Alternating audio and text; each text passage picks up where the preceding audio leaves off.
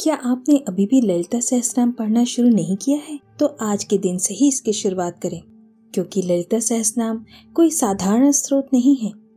यह स्वयं चेतना का जागृत कवच है, एक ऐसा दिव्य आवरण जो साधक को न केवल बाहरी संकटों से ही बल्कि सूक्ष्म स्तर पर कार्य करने वाली अदृश्य शक्तियों से भी सुरक्षित रखता है।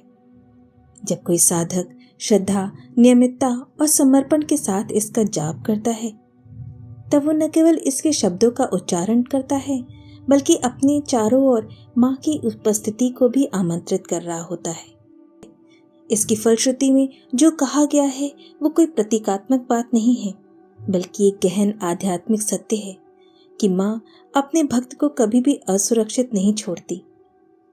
जिस प्रकार संसार में उच्च पदों पर स्थित व्यक्तियों की रक्षा के लिए विशेष सुरक्षा तंत्र होता है, उसी प्रकार साधक के चारों ओर एक अदृश्य दिव्य सुरक्षा मंडल स्थापित हो जाता है। परंतु यह सुरक्षा केवल देह की नहीं है, ये मन, बुद्धि, प्राण और आत्मा सभी स्तरों की रक्षा करती है। माँ की कृपा से साधक के चारों ओर 6 सूक्ष्म शक्तियां जागृत हो जाती हैं। ये शक्तियां भक्त के चारों ओर घेरा बनाकर रहती हैं, जिसमें पहली है शर्भेश्वर। ये उन तत्वों या व्यक्तियों का नाश करते हैं जो भक्त को डराने या धमकी देने की कोशिश करते हैं। प्रत्यंगिरा देवी, ये किसी भी प्रकार की नकारात्मक तरंगों, ईर्ष्या और बुरी ऊर्जाओं को निष्क्रिय कर देती हैं। मार्तंड भैरव, यदि कोई व्यक्ति भक्त को क्रूर इरादों या गलत निर्णय के साथ देखता है, तो ये देव उसकी नकारात्मक शक्ति को ही समाप्त कर देते हैं।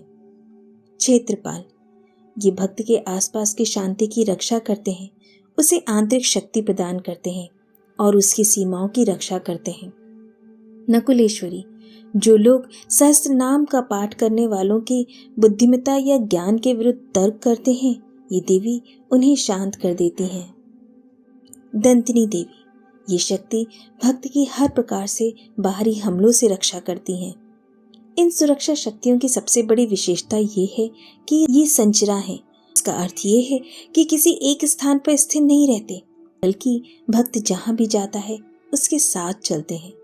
जब भी भक्त को सुरक्षा की आवश्यकता होती है, ये शक्तियाँ मात्र सच्ची प्रार्थना और विचार से सक्रिय हो जाती हैं।